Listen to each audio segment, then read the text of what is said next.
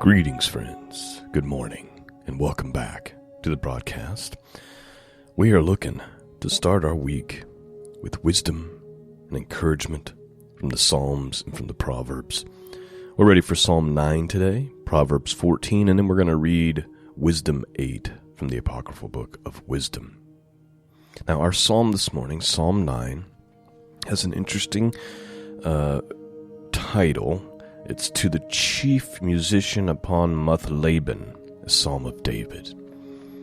There's debate about what this means, but one of the possibilities, and one of the most likely possibilities, is this is referring to the death of a champion, specifically probably dealing with Goliath. And this psalm is a reminder that God will stand up for the righteous, and that there is a day of reckoning and judgment coming, and that the wicked will eventually fall into the very traps that they have laid for God's people. Wisdom, chapter 8, is a continuation of the thought from last week, where it's talking about wisdom itself, even referring to it as a her. But it ends with a very important truth, and that is ultimately, wisdom, true wisdom, comes only from God Himself. So with that summary, let's begin. I'm going to read you Psalm 9 from the King James Bible. I'm not going to interrupt throughout the middle with commentary or anything. I'm just going to read Psalm 9, and I want you to open up your hearts and let the Word of God speak to you this morning. Psalm 9, King James Bible. To the chief musician upon Laban, a psalm of David. I will praise thee, O Lord, with my whole heart. I will show forth all thy marvelous works. I will be glad and rejoice in thee. I will sing praise to thy name, O thou most high. When mine enemies are turned back, they shall fall and perish at thy presence. For thou hast maintained my right and my cause. Thou satest in the throne, judging right. Thou hast rebuked the heathen. Thou hast destroyed the wicked. Thou hast put out their name forever and ever. O thou enemy, destructions are come to a perpetual end, and thou hast destroyed cities. Their memorial is perished with them. But the Lord shall endure forever. He hath prepared his throne for judgment, and he shall judge the world in righteousness. He shall minister judgment to the people of uprightness. The Lord also will be a refuge for the oppressed, a refuge in a time of trouble. And they that know thy name will put their trust in thee, for thou, Lord, hast not forsaken them that seek thee. Sing praises to the Lord, which dwelleth in Zion. Declare among the people his doings. When he maketh inquisition for blood, he remembereth them. He forgetteth not the cry of the humble. Have mercy upon me, O Lord. Consider my trouble which I suffer of them that hate me. Thou that liftest me up from the gates of death, that I may show forth all thy praise in the gates of the daughter of Zion. I will rejoice in thy salvation. The heathen are sunk down in the pit that they made. In the net which they hid is their own foot taken. The Lord is known by the judgment which he executeth. The wicked is snared in the work of his own hands. Higgaion, Selah. The wicked shall be turned into hell, and all the nations that forget God. For the needy shall not always be forgotten. The expectation of the poor shall not perish forever? Arise, O Lord. Let not man prevail. Let the heathen be judged in thy sight. Put them in fear, O Lord, that the nations may know themselves to be but men. Selah. And that is Psalm 9. It's this idea about the wicked men, these God haters. They're out there laying traps and they're laying snares. Their foot will be caught up in their own snare. The trouble that they plan for the righteous and for God's people, they themselves will be caught up in. And I love how this ends. Essentially, it ends with them saying, God, remind these people that they themselves are not gods, that they're not special, that they're merely clay, they're just dirt. They need a reminder that they are simply men, because they've gotten really haughty, really high-minded. They've really exalted themselves. They really think highly of themselves. Arise, O Lord, let not man prevail. Let the heathen be judged in thy sight. Put them in fear, O Lord, that the nations may know themselves to be but men. That is Psalm 9. Let's move on to the Proverbs and get some wisdom to start our week. We're ready for Proverbs 14. It's a contrast between goodness and evil. Let's have a look.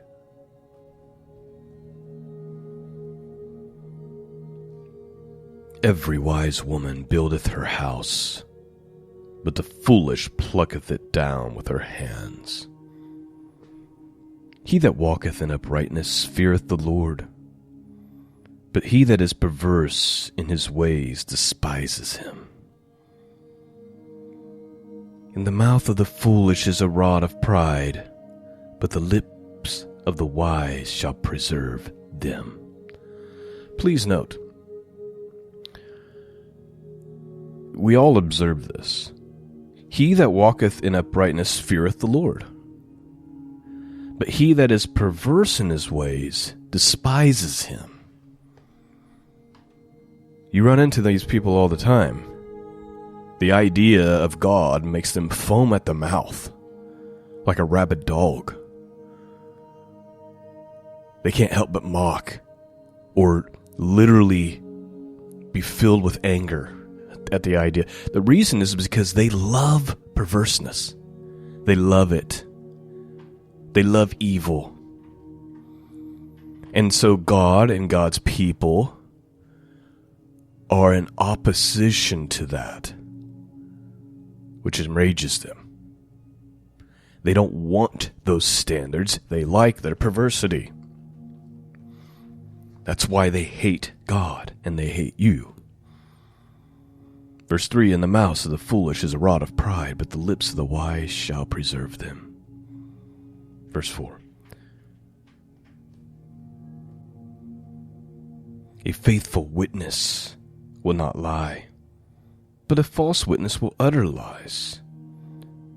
A scorner seeketh wisdom, and findeth it not, but knowledge is easy unto him that understandeth. Go from the presence of a foolish man, when thou perceivest not in him the lips of knowledge. Please note, in other words, don't surround yourselves with idiots. Don't surround yourselves with God haters or people who are just foolish. You will become the people you surround yourself with.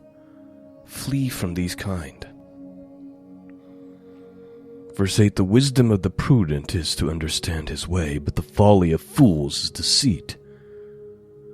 Fools make a mock at sin, but among the righteous there is favor. The heart knoweth his own bitterness, and a stranger does not intermingle with his joy. The house of the wicked shall be overthrown, but the tabernacle of the upright shall flourish. There is a way which seemeth right unto a man, but the end thereof is the ways of death. Even in laughter the heart is sorrowful, and the end of that myrrh is heaviness. The backslider in heart shall be filled with his own ways, and a good man shall be satisfied from himself. The simple believeth every word, but the prudent man looketh well into his going. Please note, oh man, this is a... Could there be a more obvious verse in the day we're living in? I mean, we live amongst a people that believe everything. Oh, it came out of the TV. The talking heads told me this, or they showed me some CGI, and I believe that that's what happened. It's the most gullible generation of human beings to ever walk the face of the earth. The simple believeth every word, but the prudent man looketh well into his going. Verse 16, a wise man feareth, and departeth from evil, but the fool rages, and is confident. He that is soon angry dealeth foolishly, and a man of wicked devices is hated. The simple inherit folly, but the prudent are crowned with knowledge. The evil bow before the good, and the wicked at the gates of the righteous. The poor is hated even of his own neighbor, but the rich hath many friends. He that despises his neighbor sinneth, but he that hath mercy on the poor, happy is he. Do they not err that devise evil? But mercy and truth shall be to them that devise good. In all labor there is profit, but the talk of the lips tendeth only to penury. The crown of the wise is their riches, but the foolishness of fools is folly. A true witness delivereth souls, but a deceitful witness speaketh lies. In the fear of the Lord is strong confidence, and his children shall have a place of refuge. The fear of the Lord is a fountain of life, to depart from the snares of death. And the multitude of people is the king's honor, but in the want of people is the destruction of the prince. He that is slow to wrath is of great understanding, but he that is hasty of spirit exalteth folly. A sound heart is the life of the flesh, but envy the rottenness of his bones. He that oppresses the poor reproaches his maker, but he that honoreth him hath mercy on the poor. The wicked is driven away in his wickedness, but the righteous hath hope in his death. Wisdom resteth in the heart of him that hath understanding, but that which is in the midst of fools is made known. Righteousness exalteth a nation, but sin is a reproach to any people. The king's favor is toward a wise servant, but his wrath is against him that causes shame. And that, my friends, is Proverbs chapter 14. Let's read Wisdom 8 from the Apocrypha. Again, it's a conversation about wisdom itself, but it ends, like I said, with the most important wisdom, which is understanding that true wisdom comes only from God. 21 verses. Open up your hearts. Let's begin.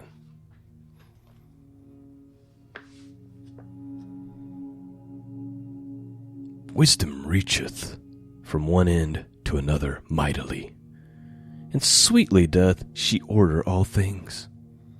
I loved her, and sought her out from my youth. I desired to make her my spouse, and I was a lover of her beauty. In that she is conversant with God, she magnify her nobility. Yea, the Lord of all things himself loved her. For she is privy to the mysteries of the knowledge of God, and a lover of his works. Please note, what's being said here is that to love wisdom is really to love God. And the beauty about having true godly wisdom is it opens up your understanding about God himself. Verse 5, if riches be a possession to be desired in this life, what is richer than wisdom that worketh all things? And if prudent work, who of all that are as more cunning workmen than she?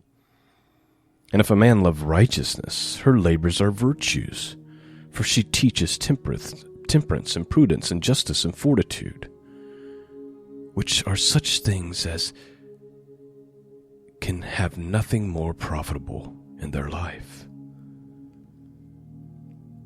If a man desireth much experience, she knoweth things of old, and conjectureth aright what is to come. She knoweth the subtleties of speech, and can expound dark sentences. She foreseeth signs and wonders, and the events of seasons and times. Therefore I propose to take her to me to live with me, knowing that she would be a counselor of good things, and a comfort in cares and grief. For her sake I shall have estimation among the multitude, and honor with the elders, though I be young. I shall be found of quick conceit and judgment, and shall be admired in the sight of great men. When I hold my tongue, they shall bide my leisure, and when I speak, they shall give good ear unto me. If I talk much, they shall lay their hands upon their mouth. Moreover, by the means of her I shall obtain immorality, and leave behind me an everlasting memorial to them that come after me. I shall set the people in order, and the nations shall be subject unto me. Horrible tyrants shall be afraid when they do, but hear of me. I shall be found good among the multitude, and valiant in war. After I am come into my house, I will repose myself with her. For her conversation hath no bitterness, and to live with her hath no sorrows, but myrrh and joy. Now when I considered these things in myself, and pondered them in my heart, how that to be allied unto wisdom is immortality, and great pleasure is to have her friendship, and in the works of her hands are infinite riches, and the exercise of conference with her, prudence, and in talking with her, a good report. I went about seeking how to take her to me. For I was a witty child, and had a good spirit. Yea, rather being good, I came into a body undefiled. Nevertheless, when I perceived that I could not otherwise obtain her, except God gave her me, and that was a point of wisdom also, to know whose gift she was, I prayed unto the Lord, and besought him, and with my whole heart I said. And that is where it ends. So it ends abruptly, which means it actually ends with a comma, which means we're either missing part of the manuscript, which may be why it wasn't included in with the actual scriptures to begin with, or it could just be continuing into what we would call chapter 9, but it seems to end abruptly. But it ends with an important truth, and that is that if you really want true wisdom, listen, nevertheless, when I perceived that I could not otherwise obtain her, speaking of wisdom, except God gave her to me. True wisdom can only be had at the hand of God. I pray that this morning you've been blessed, strengthened, and encouraged, and start your week well as a result. Thank you for praying for me and my family. Thank you for your support. As I've mentioned before, support has been down year over year since about 2020, so I appreciate it more and more to those of you who can and are willing to help make this happen. Peace and grace be with all of you. And until next time, God bless.